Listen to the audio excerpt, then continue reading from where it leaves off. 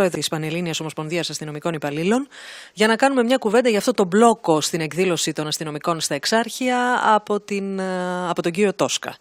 Καλή σας μέρα, κύριε Κρικέτου, τι κάνετε? Μας ακούτε?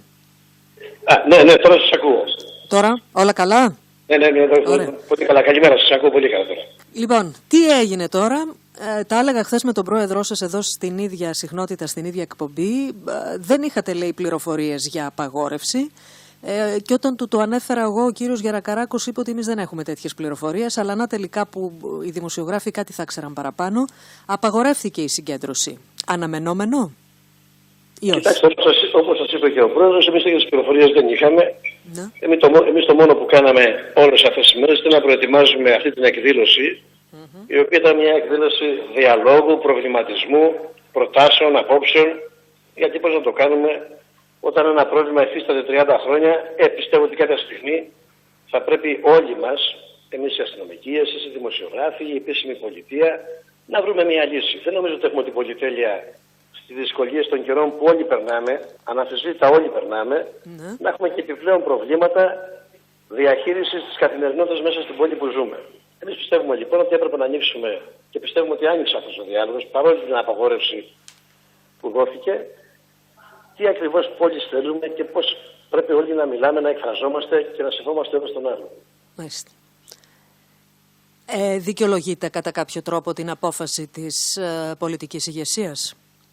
Κοιτάξτε, εμείς δεν δικαιολογούμε καμία απόφαση η οποία στερεί από τον οποιοδήποτε άνθρωπο να μπορεί να εκφραστεί, να σκεφτεί, να μιλήσει ελεύθερα. Διότι το επίσημο σκεπτικό και η επίσημη δικαιολογία είναι ότι θα είχαμε άλλα ντράβαλα εκεί στην περιοχή, με δεδομένη και την αντισυγκέντρωση που ετοίμαζαν οι αναρχικοί την ίδια μέρα και την ίδια ώρα.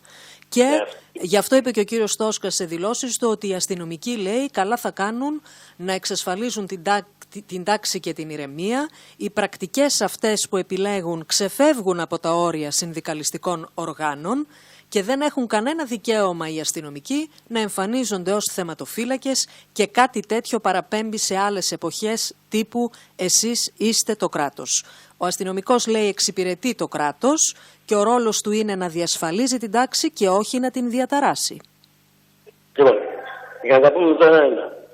Ο αστυνομικός, και όχι μόνο ο αστυνομικός, ο κάθε πολίτης, ο οποίος πιστεύει, υπηρετεί τη δημοκρατία, είναι εξορισμού θεματοφύλακας της δημοκρατίας. Νομίζω ότι αυτό είναι απολύτως κατανοητό. Μάλιστα.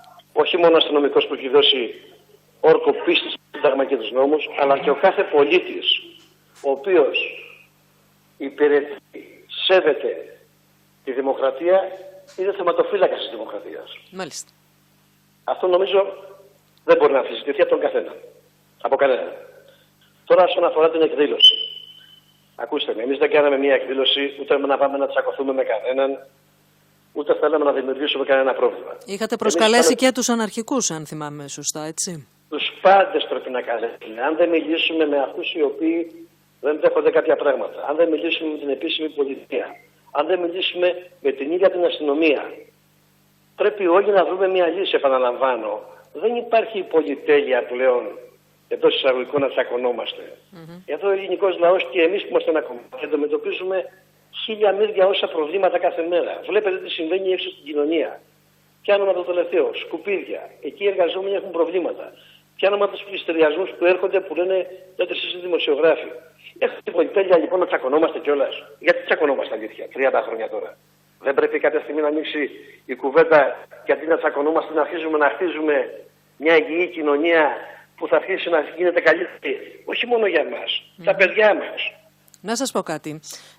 Πληροφορίες από την κρατική ασφάλεια λέγανε ότι οι αναρχικοί οργανώνονταν και ετοίμαζαν πόλεμο με μολότοφ, αυτοσχέδια, συστήματα εκτόξευσης φωτοβολίδων κτλ. Και ότι εν πάση περιπτώσει ετοίμαζαν ένα καλό πανηγυράκι εκεί για άλλη μια φορά. Αυτό δεν το φοβηθήκατε ποτέ? Δεν πέρασε από το μυαλό σας ότι θα είχατε τέτοιες καταστάσεις? Και από την άλλη, ως αστυνομικοί δεν θα ήσασταν μάλλον σε θέση να διαφυλάξετε την ίδια σας την εκδήλωση? Απαντώ και θα μου επιτρέψετε την έκφραση να πιαστώ από αυτό που είπατε, ότι για άλλη μια φορά. Ναι, για άλλη μια φορά. Ναι, αυτά τα γεγονότα λοιπόν δεν θα γινόντουσαν, αν γινόντουσαν δεν ξέρω, ποτέ δεν θα το μάθουμε, αν έκανε η Πανελλήνια Ομοσπονδία των Αστυνομικών μια τέτοια εκδήλωση διαλόγου.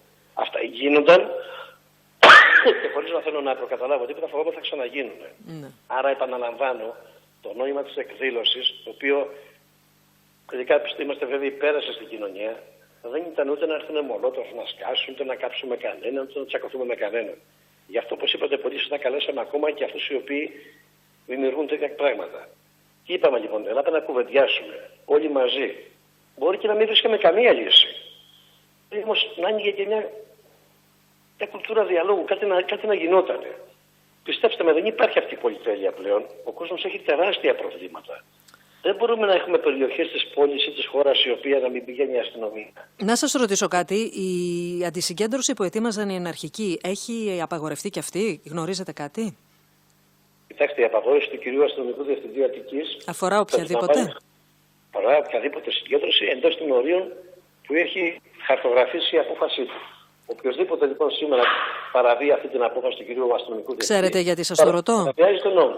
Διότι εκτός από τη δική σας τη συγκέντρωση, η οποία δεν θα γίνει, εκτός από την αντισυγκέντρωση των αναρχικών, η οποία λογικά και αυτή δεν θα γίνει γιατί δεν έχει λόγο ύπαρξης, λογικά ξαναλέω τώρα, υπήρχε την ίδια ώρα, την ίδια μέρα, άλλη μια συγκέντρωση συλλογικοτήτων στα Εξάρχεια. Και αναρωτιέμαι, αυτή θα γίνει ή όχι?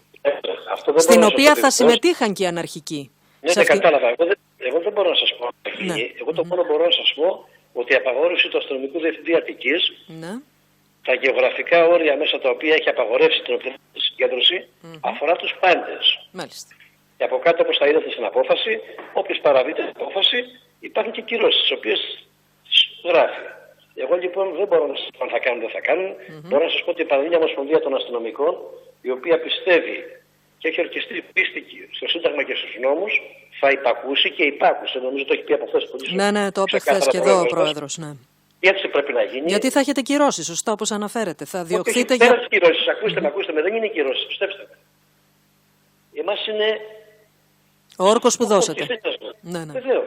Είμαστε άνθρωποι του νόμου, τον υπηρετούμε καθημερινά τον νόμο. Σε σχέση μάλιστα που κάποιες φορές αυτό γίνεται, πιστοποιείται μέσα από τραγικά γεγονότα. Έχουμε χάσει ανθρώπους για να υπηρετήσουμε τον νόμο, αστυνομικούς. Πόσο μάλλον λοιπόν θα μπορούσαμε να πούμε σήμερα ότι δεν υπακούμε στον νόμο? Όχι βέβαια. Επειδή ο κύριος Τόσκας αναφέρθηκε και στο ρόλο της Νέας Δημοκρατίας, άφησε να εννοηθεί ότι στην κίνηση αυτή των συνδικαλιστών κάποιοι έχουν βάλει το χέρι τους. Η Νέα Δημοκρατία ζήτησε την παραίτηση του κυρίου Τόσκα, διότι λέει ότι με τον πλέον επίσημο τρόπο επιβεβαιώνεται ότι τα εξάρχεια αποτελούν άβατο και ότι δεν μπορεί ο καθής εκεί να πάει να κάνει μια εκδήλωση. Συμφωνείτε με αυτό?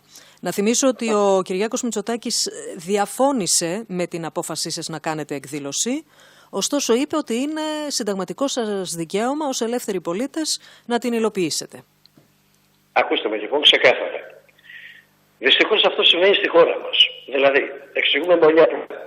Όταν κάτι κάνουμε εμείς ή οποιοδήποτε άλλος και κυβερνάει η Νέα Δημοκρατία.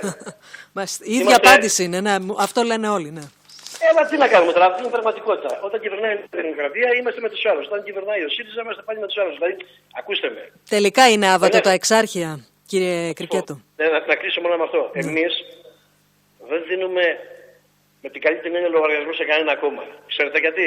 Γιατί έχουμε καεί από όλα τα κόμματα. Τώρα, όσον αφορά αν είναι άβατο. Κοιτάξτε, δυστυχώς, είπε κάτι πολύ σωστό ο πρόεδρος της Ομοσπονδίας, ο κ. Γερακάκος. Όταν ένας αστυνομικός δεν μπορεί να πάει σε μια περιοχή, τι να κάνει τη δουλειά του, να μιλήσει, φαντάζομαι πόσο δύσκολο για έναν άλλο πολίτη να πάει, όταν ασπάζεται προφανώς τις θεωρίες και τις απόψεις κάποιων ανθρώπων. Ναι, λοιπόν. Όμως δεν είναι μόνο τα εξάρχεια άβατα, είναι και άλλα άβατα. Ναι, είναι και άλλα άβατα. Αλλά φαντάζομαι δεν ξέρω αν θα μπορέσετε εκεί. Δηλαδή, επειδή ο κύριος Γερακαράκος είπε ότι σχεδιάζεται να κάνετε και μια παρόμοια εκδήλωση στο Μενίδη. Εκεί δεν ξέρω αν θα υπάρξει απαγόρευση ή θα ξεκαβαλικέψετε όπως σας ζήτησε ο κύριος Τόσκας και δεν θα επιχειρήσετε ξανά κάτι παρόμοιο. Λοιπόν, όσον αφορά το τελευταίο που είπατε, εμείς δεν έχουμε καβαλικέψει κανένα άλλο για έναν απλό λόγο. Αστυνομικοί είμαστε, απλοί άνθρωποι, παίρνουμε πάρα πολύ λίγα χρήματα όπως όλος ο ελληνικός λαός. Και αυτό που θέλουμε να κάνουμε είναι να μπορέσουμε να φτιάξουμε μια καλύτερη κοινωνία, γιατί έχουμε παιδιά και εμείς και θέλουμε να ζήσουμε καλύτερα. Κανένα άλογο δεν είμαστε. Απλοί άνθρωποι του μεροκάματου είμαστε και όποιος θέλει το καταλάβει, το κατάλαβε. Όποιος δεν μπορεί, δεν μπορώ να κάνω κάτι περισσότερο εγώ. Άλλη εκδήλωση σε άλλο μέρος θα κάνετε και να κλείσουμε με αυτό? Η Ομοσπονδία των Αστυνομικών είναι πάντα επίκαιρη. Βεβαίως και θα κάνουμε, θα πάρουμε αποφάσεις τέτοιες, οι οποίες θα γίνονται πάντα με εντός της νομιμότητας. Σωστά. Μάλιστα. Ευχαριστώ πάρα πολύ. Κύριε Κυρκέτο, να είστε καλά. Ευχαριστώ. Καλημέρα. Γεια σας.